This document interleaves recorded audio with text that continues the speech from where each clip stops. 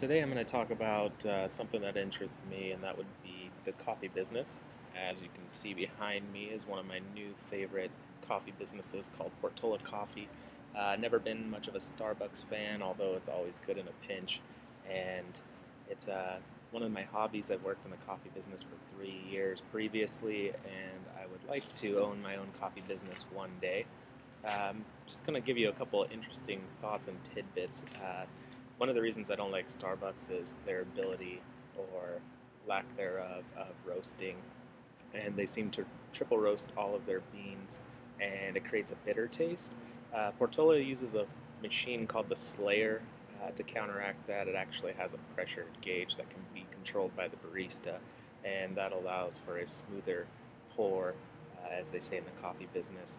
Another machine that's pretty accurate and pretty consistent that Starbucks utilizes but can be downgraded with their roast is the Marzocco machine. Now, coffee has always been a passion of mine. Something that's opened my eyes within the business aspect is this Portola Coffee Company and how they kind of reach out to the niche market. They have that Slayer machine, as I stated, that's about $18,000. Not too many people in the industry currently carry it. Another thing they do is a process called siphoning, where they put coffee in a filter and two beakers and heat water at the bottom, and the steam actually goes up into the top cylinder, actually passing through the grinds through the evaporation process. And once the water then cools, it actually extracts the coffee from the beans and the grinds, and it actually returns into the original cylinder, and then they pour it through.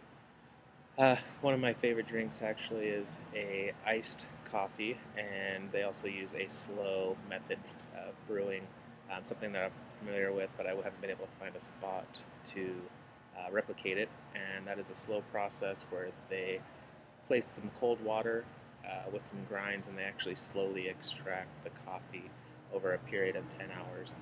Previously, my experience was over a 12-hour process, but nonetheless it's smooth, doesn't require any sugar, and allows you to have the best roast and, as far as anyone's concerned, the most caffeine, although Starbucks currently produces beans and infuses it with caffeine so that they have the highest caffeine content. So if you're looking for a buzz, you can always go to Starbucks.